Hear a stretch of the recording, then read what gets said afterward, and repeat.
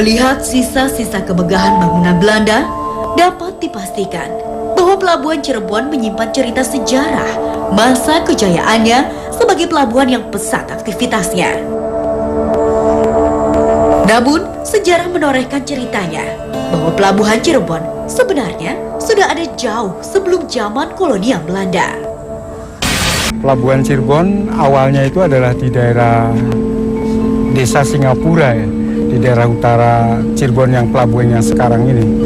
Itu dibangun tahun 1415 ketika Laksamana Cheng Ho, Laksamana Muslim dari Cina, datang ke Cirebon dan membangun sebuah mercusuar di sana. Nah,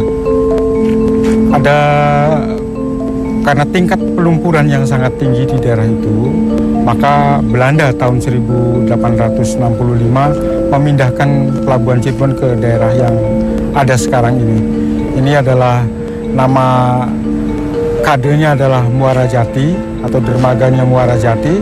Muara Jati ini mengambil dari nama situs sejarah.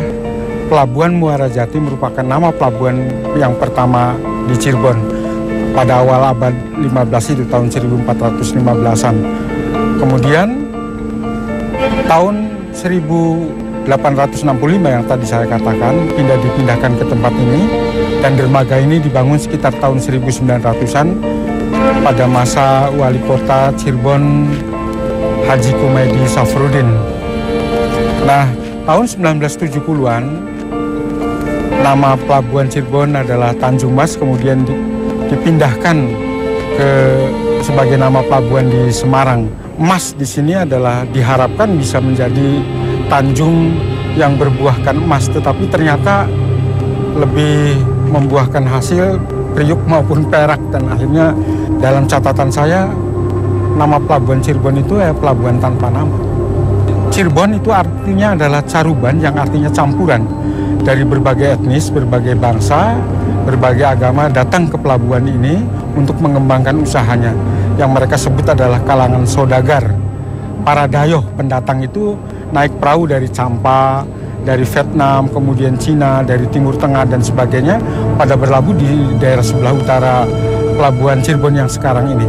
Nah, kemudian mereka beranak pinak di daerah satu desa yang namanya Singapura. Sekarang desanya itu masih ada juragan pelabuhan namanya Ki Gedeng Tapa atau bergelar Ki Gede Jumajan Jati. Ini adalah sah bandarnya yang pada waktu itu.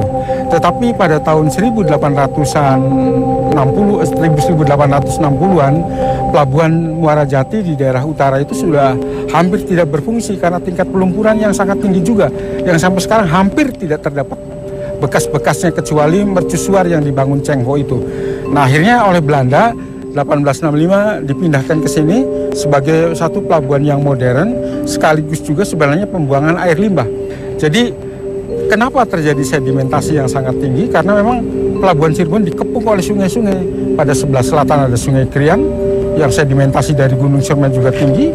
Kemudian sebelah utara ada Sungai Bondet yang sama hulunya adalah di sekitar Ciremai dengan arus pembuangan yang sangat tinggi, ditambah dengan sungai-sungai buatan Belanda kayak Sungai Tangkil, Sungai Sukalila dan sebagainya, sama-sama membuang lumpur sekaligus limbah di daerah ini.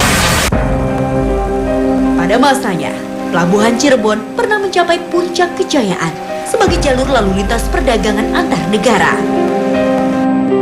Walau kini kilau kejayaannya perlahan sirna, bukan berarti pelabuhan ini diambang kematian.